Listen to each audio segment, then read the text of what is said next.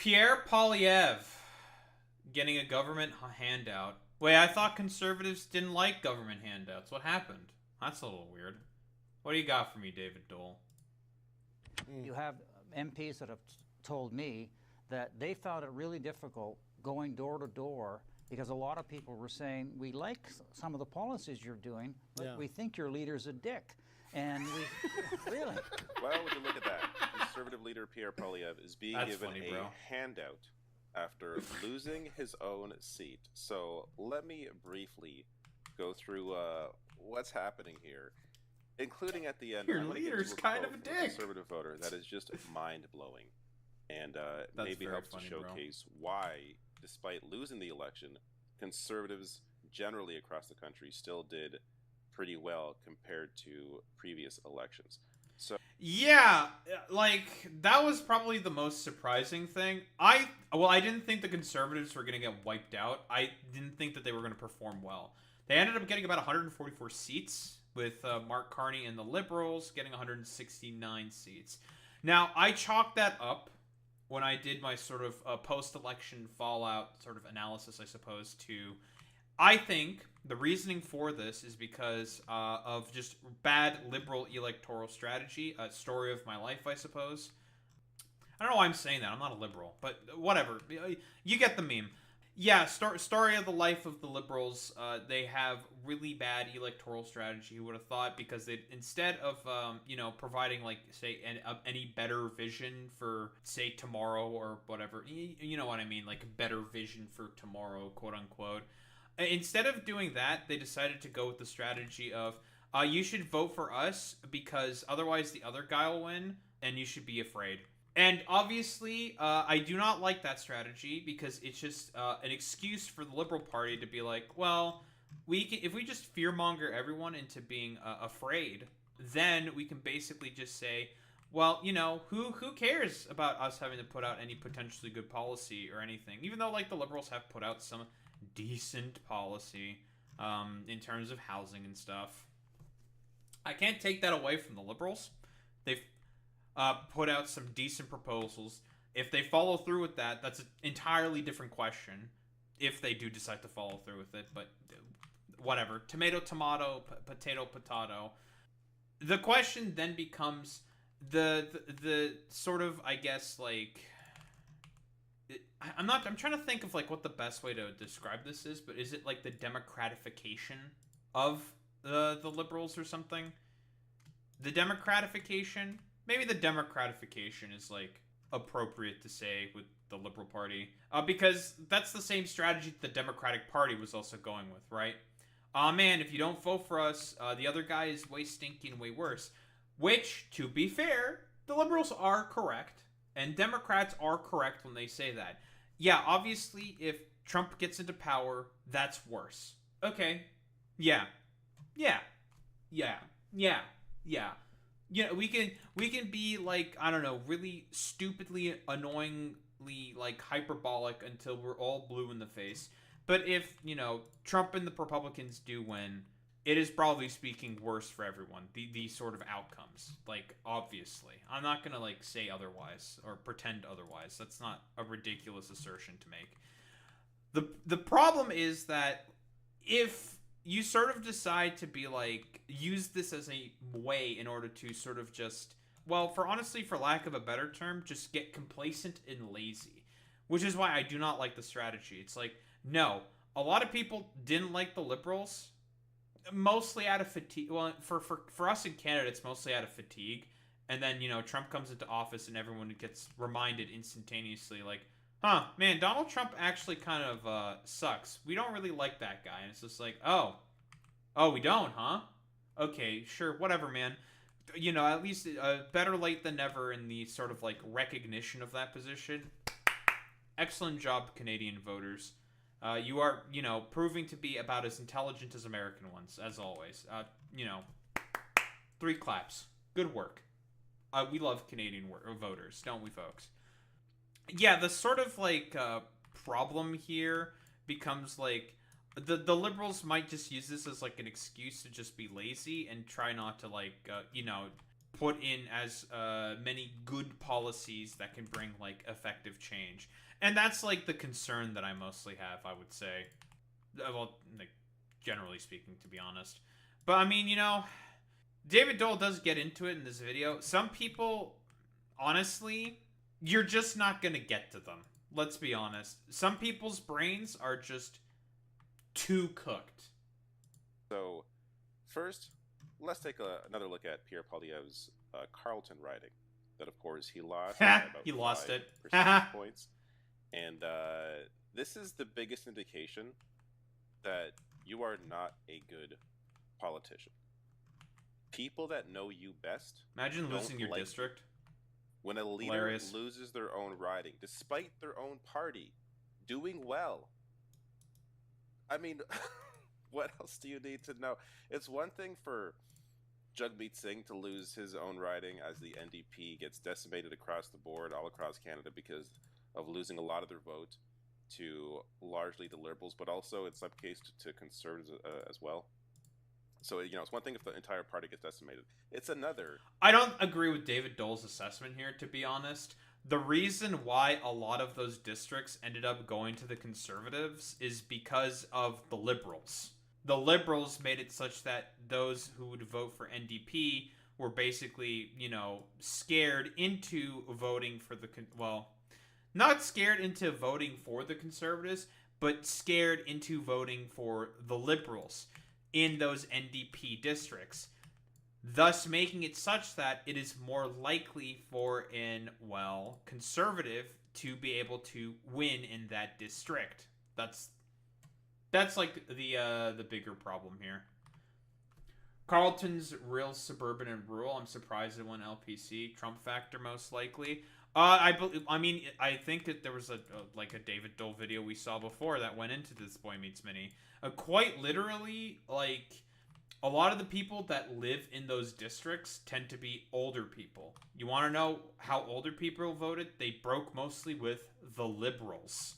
Old people were having none of Poilievre's shit because nobody liked him.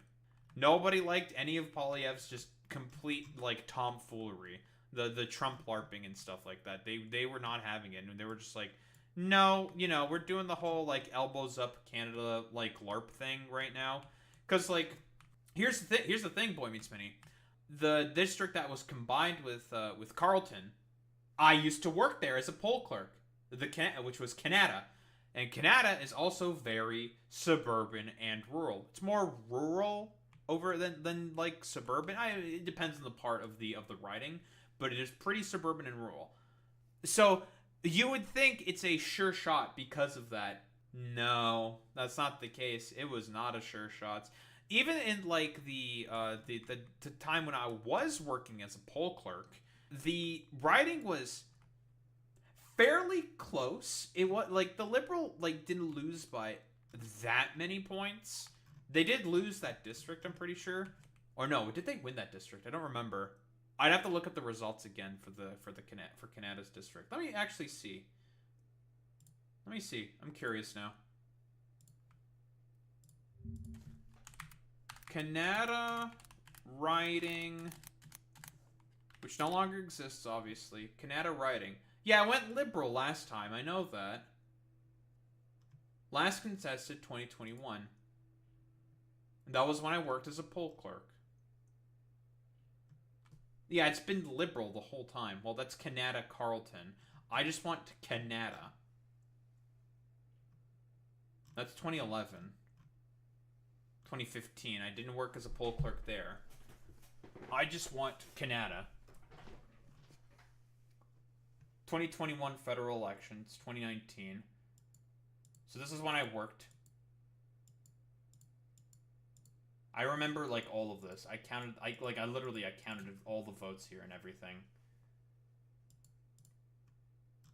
Yeah, it was this. It was here. 2019. It went Liberal. And even in 2021, it also still went Liberal. Still went Liberal. And the Liberals won this district pretty comfortably. By 7 points. About 4,000 votes. Pretty comfortable victory there. So when I heard the news that those two districts were being combined together, I'm just like, That's not good. Because I was just like, I worked there before. That was a liberal district. This isn't going to work out as well for Polyev as he thinks he is. Especially considering the fact that a lot of people just don't really like him all that much. I've made the comparison before, but everyone said that he's like Canadian Ron DeSantis, and I could not agree more with that assessment. He really is our Ron DeSantis, to be honest. I think that's like just such an accurate descriptor of him. Well, anyway, let's just keep going. If your party largely performs well, and you still, as the leader, lose your riding. So, I don't think we should lose sight of how insane this is. But shortly after that, Prime Minister Mark Carney, came out saying he told Pierre Poilievre he would trigger a by-election as soon as Poilievre can find a vacant seat. Quote, no games, says Carney. Now, there's some debate as to whether or not the Liberal leader and Prime Minister should be this welcoming to Pierre Poilievre and, essentially try to rush through a by-election for a new seat. That said, I actually, you could take this one of two ways. You could say he's being too nice to Poilievre here, and there's no way in hell, and I think even conservative voters would have to admit this, there's no way in hell Poilievre would be doing the same thing for Mark Carney. Yep, definitely not. That said, it's probably in Mark Carney's best interest, at least short term, to keep Pierre Poilievre on as leader. As there, I'll get to a.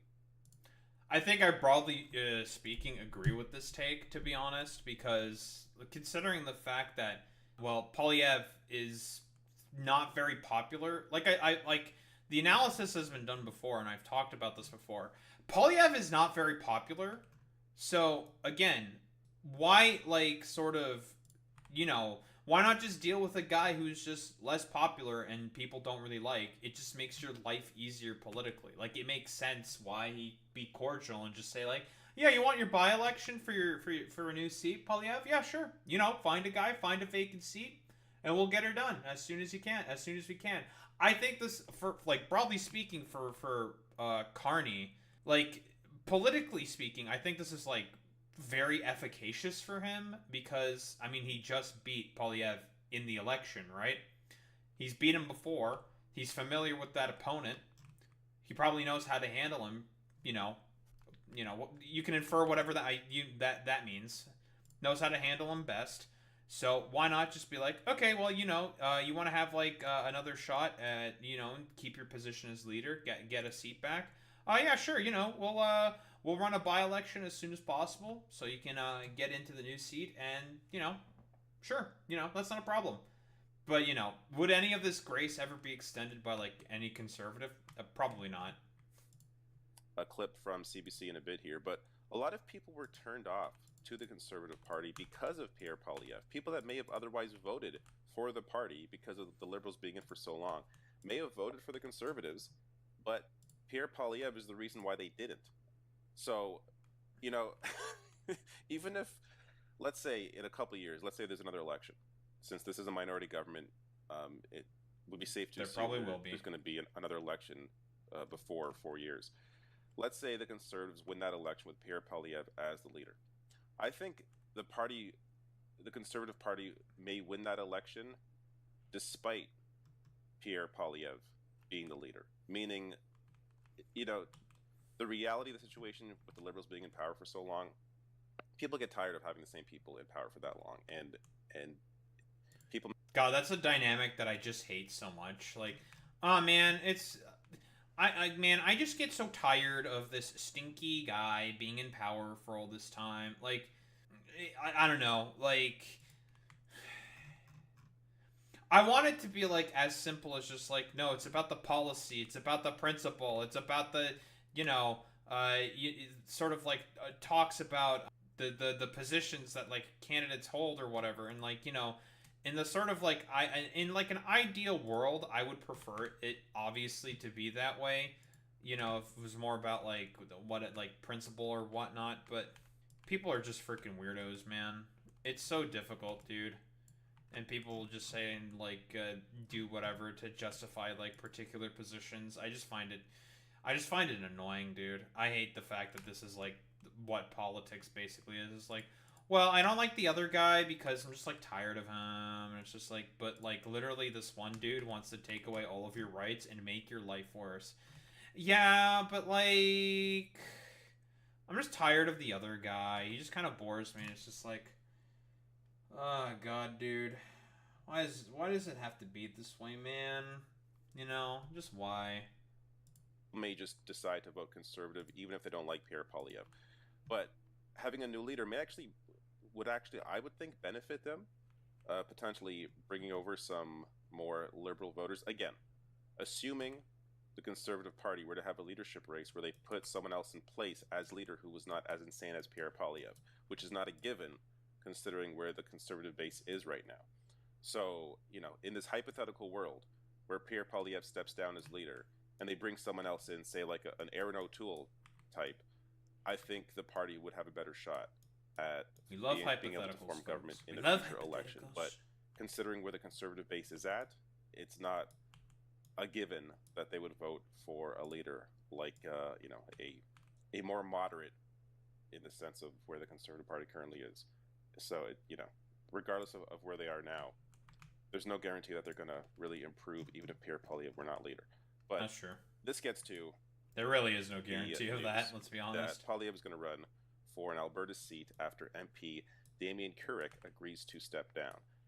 Now there is an amazing fact about this that I'll get to shortly, but he says here, quote, although it will be hard to temporarily step away from this role.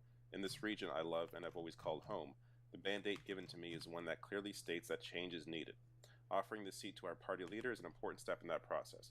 Couric's first won the seat of Battle River. God, I hate the fact that literally every dumbass conservative just says like, it's a mandate for the people. It's like, dude, you guys lost the election. You don't have a mandate, brother. What are you talking about?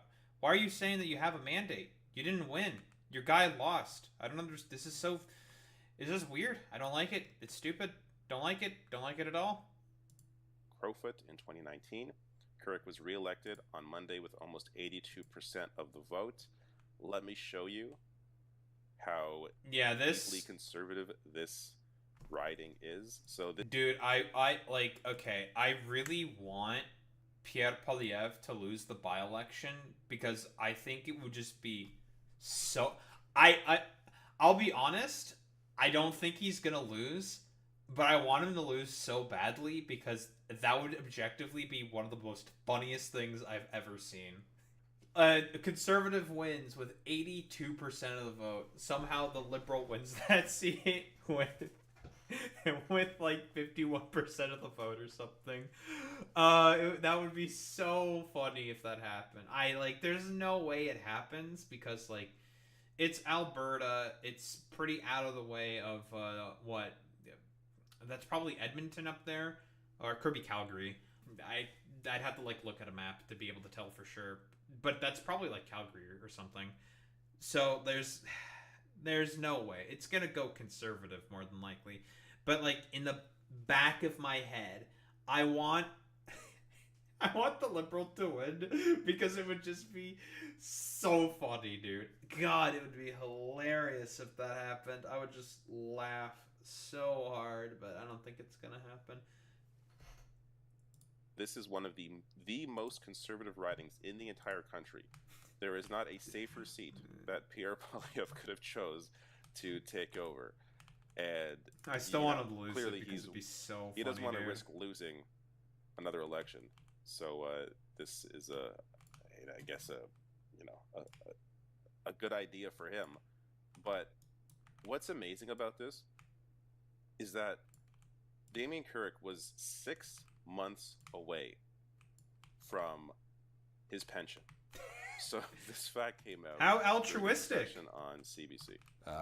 And I have to give credit to Damien Couric, who's been an MP since 2019. He's 6 months away from qualifying for his pension, and he's given up his. How altruistic of him! He obviously has full confidence in his leader.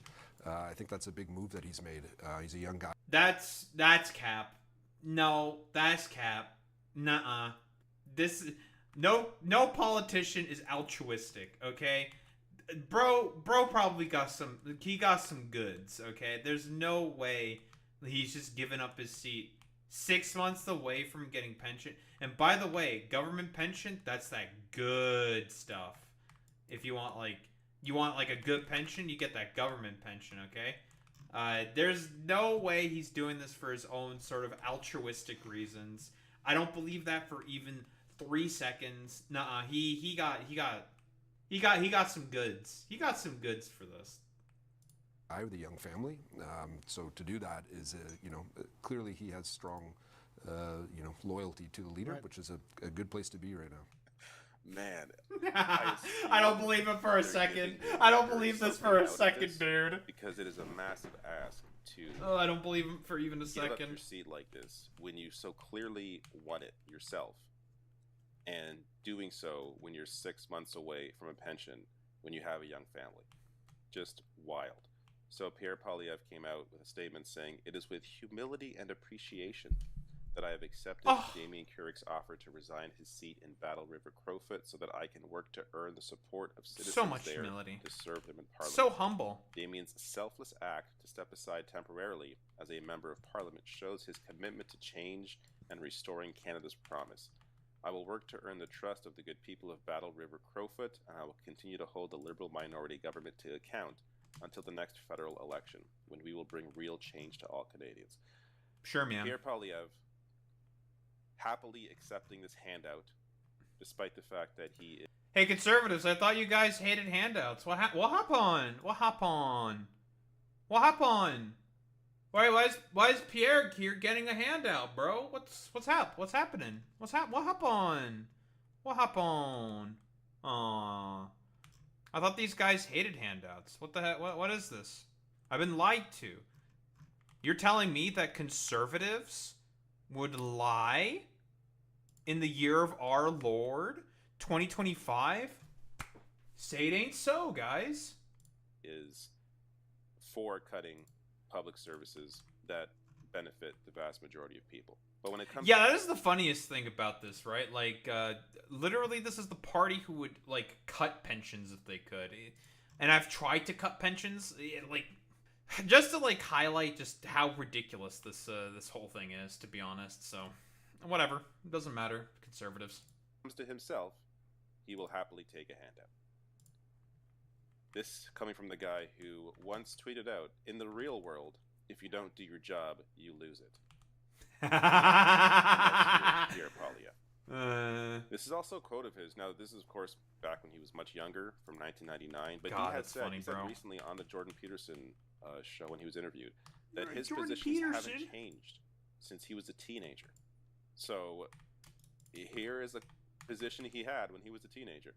Politics should not be a lifelong career, and elected officials should not be allowed to fix themselves in the halls of power of a nation. Therefore, I would institute a limit of 2 terms for members of Parliament. What an actual good proposal here by Pierre Poilievre. Whoa. Me agreeing with a Conservative? What the? It must be opposite day or something. But yeah, like, I find it really, really funny that Pierre is saying that, like, there should be term limits for MPs. But he's also, like, the dude who will, like, gladly take, like, any handout or anything in order to, like, boost his own power. It's obviously, it rings completely hollow. Like, I don't believe him even for a second. Like I said before, no politician is ever altruistic for their own sort of, like, detriment. There's always going to be a reasoning. Like, Carrick probably got, like, some crazy, like, sweetheart. He probably got that good stuff. If to make him, like, step down from his seat. It's not because of, like, party loyalty. That's a bunch of hooey, like, complete nonsense.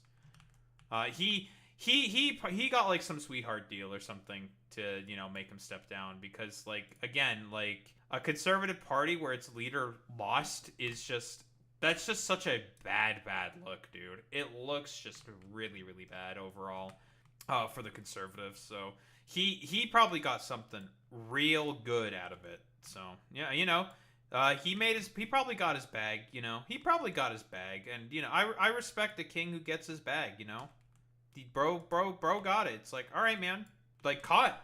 You know, you do you, bro. You got it. Amazing to have that quote. Claim you've never changed your positions and be in Parliament for 20 years, and then when you lose your seat, take someone else's seat. It's just incredible. I want to share this as well. This is Amar Khan shared this clip out. Robert Fife on CBC's Power and Politics about conservative MPs' feelings about Pierre Poilievre. And here's the issue that people had when going door to door for the Conservative Party. You have MPs that have told me that they found it really difficult going door to door because a lot of people were saying, we like some of the policies you're doing, but we think your leader's a dick. And we, really. And we think he has, you know.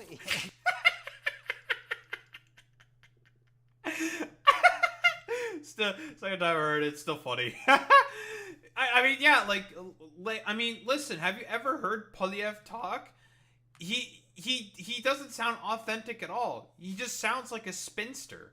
Like, there's a reason why, broadly speaking, like, no one really likes him. He's nasally. He is an idiot. He has no idea what he's talking about. Like, listen, we can even look this up. What? Pierre Poilievre speaking. Whatever.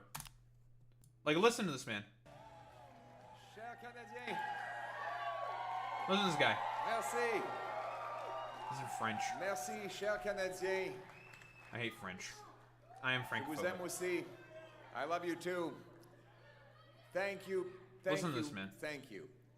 It's with profound gratitude that I stand before you today at the moment of this historic election. Sure, man. Because only in Canada could the story that Anna and I bring to the stage be possible. Adopted son of school teachers and a Venezuelan refugee.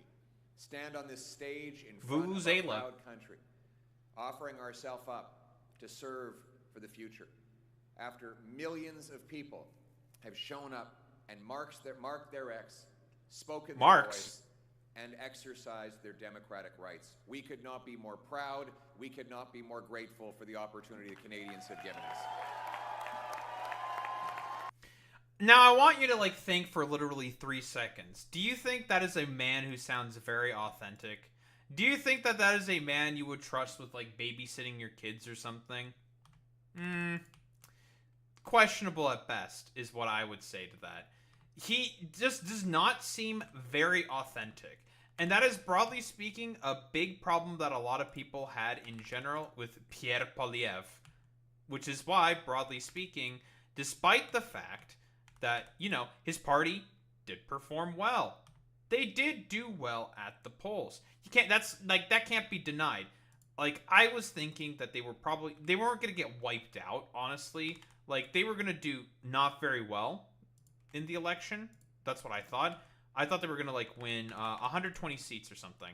You know, still a pretty, like, solid minority government, but not, like, you know, get completely owned in the at the elections. I didn't think they were going to get completely destroyed, like how the NDP got, like, completely wiped out. I didn't think they were going to perform as well as, you know, they might have thought. It turns out, because, like I said before, due to really bad liberal electoral strategy, they ended up doing quite well. Because a lot of the seats that they just managed to, a lot of their candidates managed to squeeze into was because of the just really idiotic liberal strategy, well, political, electoral strategy of saying, like, guys, if we just make people afraid and just fearmonger, you know, because that was the overall sort of strategy that they went along with. No hyperbole, it's not ridiculous to say that, obviously. In a lot of more NDP-leaning districts, they made it such that they split the vote. So, in a lot of districts that I expect either the NDP or the Liberals to win, the Conservatives ended up winning those because The liberal electoral strategy was like, oh, you're afraid of Trump and the conservatives. Pierre Poilievre isn't going to do anything about them. So they made people afraid and vote for the liberals, thinking that that's like the strategic thing to do. When in reality, the strategic thing to do is to look at and assess your riding and be like, okay, this riding went for this person last time before by this percentage points. Okay, if I want to make sure that the conservatives can't win this seat, what you do is very, very, very simple. You vote for the incumbent. Very, very simple. Kitchener Center, literally the riding that I am right next to. I am right next to this riding, and it's where I used to live. I lived there for a very long time. It was a green district for as long as I could remember. Very, very, very long time green district. It went conservative. Why? Because a lot of people were scared into voting for the liberals. That's why. So guess what? Anyone who votes green in this country, and all the liberals, are definitely more left-leaning people. Very, very obvious. This is like, without even a question, to be honest. They are very, very left-leaning. Or like, not very left-leaning, more left-leaning. It's ridiculous to say very. Very left-leaning. Okay, they're more left-leaning. More than center-left. I keep adding qualifiers when I don't need to. So it's very strange to me that the liberals decide to go with the strategy of just get our own people in, and that'll like make sure that the conservatives don't win. Now, if these were purple districts, that strategy works. Not with districts where if it's between a conservative and like a green MP or an NDP MP. Don't know why I was struggling with that. You vote for either the NDP or the Greens. You don't vote for the Liberals because it takes vote share away from those other two and makes it more likely for the Conservative to get in. Like, let's take a look at like some of the writings. What, like the one that I mentioned earlier, Kitchener Center. Writing. Let's see if Wikipedia has like updated this yet. There we go. Conservative. What's the vote share? Look at this. It's all because of the vote sharing, the vote splitting that the liberals did. Right here. Barely lost by about 400 votes in this riding. What about some of the Windsor ridings?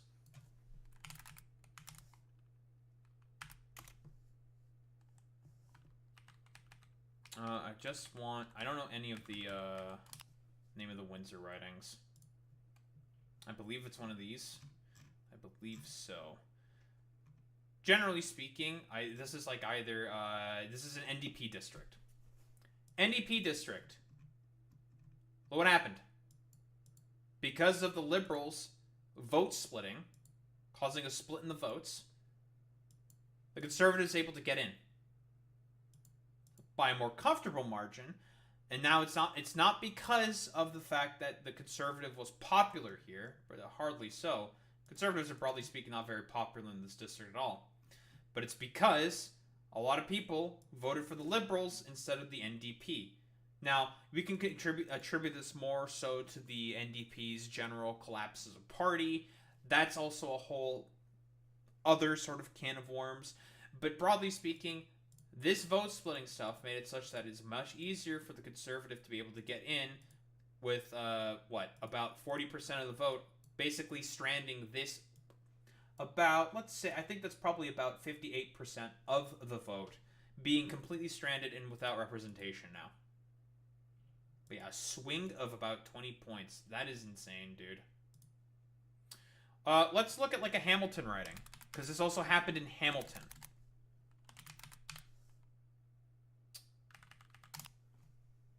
I don't know if it's Hamilton Center. I want the electoral map. Canadian electoral map.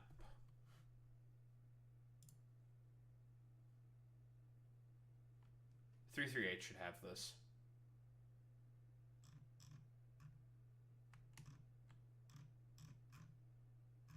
No? Can I get the map, please?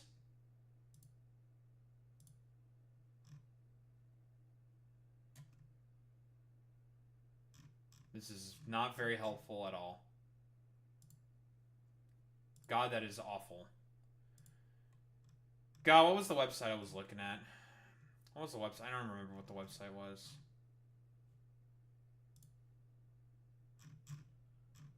It wasn't the BBC.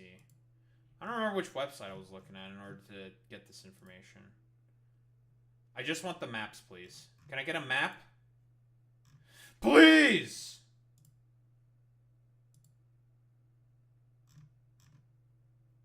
Okay, whatever. I'm not finding the map. I hate this. I'm upset. But yeah, with the two examples that I showed alone, the sort of like dynamic that was at play, fairly obvious. The liberals, instead of actually implementing a, viable electoral strategy and advocating for their positions, what they decided to do was just fearmonger instead about like, oh, you don't want the conservatives to win. You don't want them to win. You don't want them to win. So you have to vote for us because obviously if you vote for the other guy, that means the conservatives can win. When for a lot of these districts, it doesn't make any sense to vote for the liberals because they're not going to win either. So it's just like they caused a bunch of split of the vote, dragged in a bunch of like NDP or Green voters to vote for them and made it such that it's easier for the conservative to win.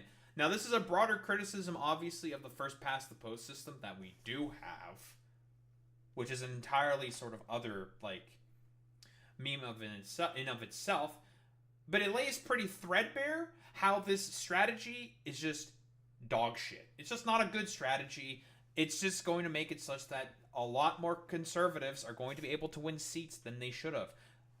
Conservatives shouldn't have won about, like, 13 or 17 different seats.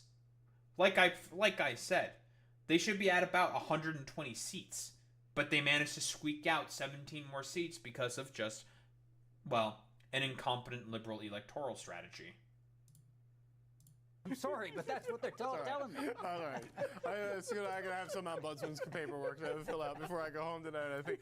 But yes. Yeah, Pierre Poilievre is a bit of a dick. Not in True. such language, but I have heard similar sentiments expressed from conservative candidates. This has been a problem for the Conservative Party over the past couple of years with Pierre Poilievre as leader. A lot of voters that he sucks. For the Conservatives He's just not a very good leader. Open to it simply do not like Pierre Poilievre. So, there is a debate as to the benefit to the Conservative Party for Pierre Poilievre staying on as leader, and that debate, in terms of the pro side, really comes down to the fact that the conservative movement may just fall apart, or I should say the party may just fall apart if he weren't there, because you have this growing separatist movement that is sort of coming back to life or being given life now that we are. Now, wherever you heard this before, another liberal term. Then you have the Doug Ford sort of wing of the party, the more progressive conservative voters. I hate that moniker so much, dude. Like, progressive conservatives. Yeah, man. Sure, dude. While you take away, like, wages from healthcare workers and defund hospitals across the province of Ontario. Yeah, sure, man. All to build, like, a bunch of dumbass spas. Like, thank you. Thank you, Doug. Very, very cool. There's people that, sometimes vote liberal, sometimes vote conservative. Yes, to be clear, again, Doug Ford is part of the Ontario PCs and not necessarily the federal. But there is it's completely different. Voters just generally across the country, where you have these progressive conservative type voters that are not so open to Pierre Poilievre. So there's God, I still hate that moniker so much, dude. Progressive conservatives. Blech. Blech. Blech. Various elements of the conservative movement that Stephen Harper was able to keep together, and I guess you could argue Andrew Scheer, Aaron O'Toole also in some ways kept together, though after their first losses they both had to step down as leader. And Pierre Poilievre as well has been able to at least speak more to the right-wing base and not lose that support base to the People's Party of Canada, which they did lose some of that support in the previous election. That is true, yeah. The more far-right elements of Canada also has been causing problems, broadly speaking, for the Conservatives in the past. Like, that was a thing, like, like that dumbass Maxime Bernier, but they've been, like, completely discredited at this point. Like, they have not been, like, a viable party for, I don't know, multiple election cycles at this point. Like, people just make fun of them, honestly. Good, make fun of the fascists.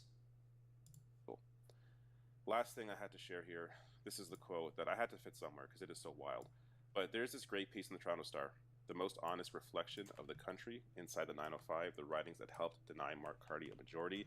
There's quote after quote from Conservative voters that make me want to hit my head against the wall. But let me show you just. Oh boy. This is insane. So, the message, this is from the piece, the message that a change was needed in government seemed to hit especially hard with younger voters, such as Zaki Fakira, a 28-year-old sales representative who says he is disgusted that his community, Ajax, stayed liberal, and that many Canadians fail to see what he does, that only Polyev can rescue the country. So real, and so true. Going on to say here, this quote is remarkable. 10 years of liberals, the same thing over and over. We're not getting anywhere, and it's going to get worse. They're going to implement different systems to control us more and more. Less affordable housing, bringing in people who shouldn't be in the country. Liberal for me now is anti-Canada, he said, adding he gets his information from Elon Musk's social platform X, mainstream news outlets. Now, I wonder why this guy may have these opinions if he's getting, like, his content slop from from Twitter. That's where he gets his news. Oh yeah, I get a lot of zeets talking about how the Liberal Party wants to force feminize me and will trans me and cut off my peanuts. And I'm personally very much so afraid of that. I don't want my peanuts to be cut off. I think getting my peanuts cut off is a bad thing, personally. Like, yeah, dude. Because, like, the Conservatives totally aren't going to do stuff like that. It's silly, it's goofy, it's one of the most ridiculous things I've ever heard of in my life. Like, I don't know, dude. It's just, what else are you even supposed to say, man? Like, besides, bro, your brain is absolutely cooked, bro, if you think this. He also says he's disappointed and he's thinking of moving to Saudi Arabia for better work opportunities and lower taxes. Let me read that. Yeah, dude. The monarchy. Very, very well known for having a very free, open, and fair society. The Saudi Arabia.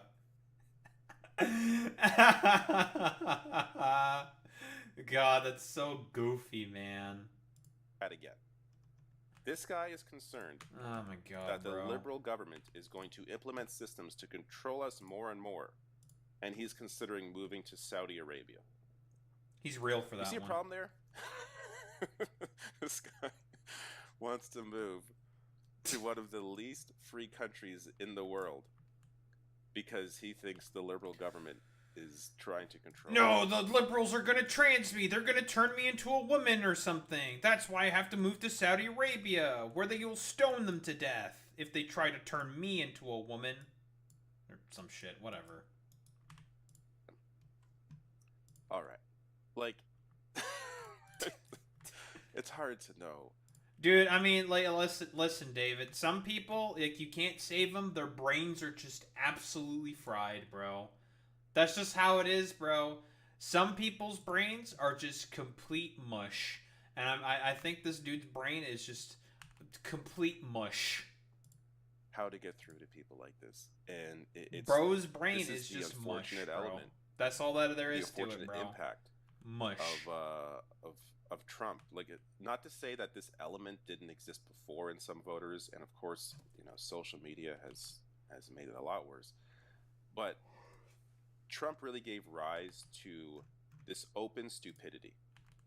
This idea where you're even offended that other people may know more than you, and to even open yourself up to new information is just not something that they're even willing to even consider, let alone take in that information and learn from it.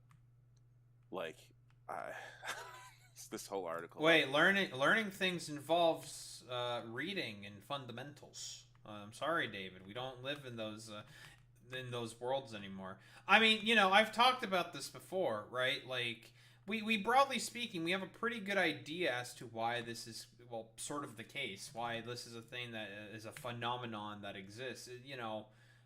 Death of like subjectivity, death of broader sort of critical thinking ability as a result of, U.S. policy. I mean, this also is a lot of like U.S. cultural osmosis, because I mean, this isn't Canada what we're talking about here.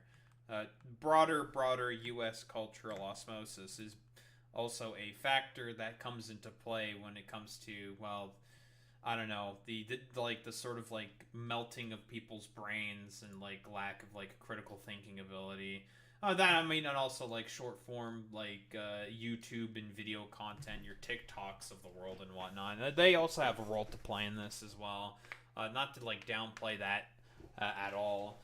Although, like, honestly, like with stuff like TikTok, that's like, I don't know if it's like is like worse. Honestly, there's a lot of people that I would probably classify as some flavor of like socially progressive on TikTok, but there's also, honestly, if you look for it, you could probably find a bunch of weirdo freaks as well. I don't think that's a ridiculous sort of assertion to make, but yeah, we know why stuff like this is happening. Death of subjectivity, the death of like broader critical thinking ability, the death of education, stuff like that, and like short form content also like causing consequences like this to occur. We've covered this before. I'll link to it below the video under sources. It is the bro's brain is cooked. Read. But let me know your thoughts below the video on Pierre Poilievre snatching up this seat, accepting this handout from another conservative MP. Can't believe that Pierre Poilievre would accept handouts. Not my conservatives. They would never accept handouts from cocks within their own party.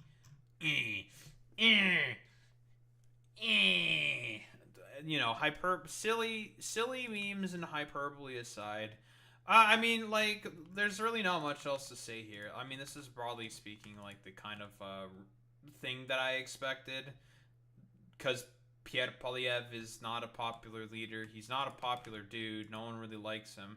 And when this like happened, I was just like, oh, yeah, that's not surprising whatsoever. Like, obviously, Pierre was probably going to lose his seat, because he's just not like very well liked. Like, to be honest, a lot of people do not like him because, like I've said before, bro has the energy of a used car salesman. You look at him and you just think he's a charlatan, that he's completely full of it, that he's not trustworthy. And broadly speaking, a lot of people also have that, I'd say, like, same sentiments. Like, he's just not a very trustworthy guy.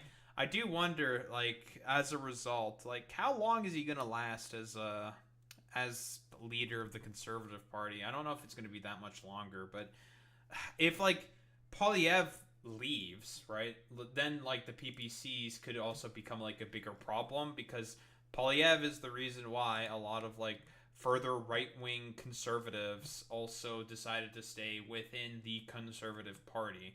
It's, well, because of Poilievre, which is, is silly and ridiculous to say, but hey, we'll see exactly what happens from all this.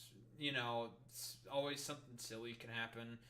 Will there be, like, a huge difference because of this? I don't know. Maybe. Who knows? I just have to wait and see how it plays out. That's pretty much all you can really say. Just gotta wait and see what happens.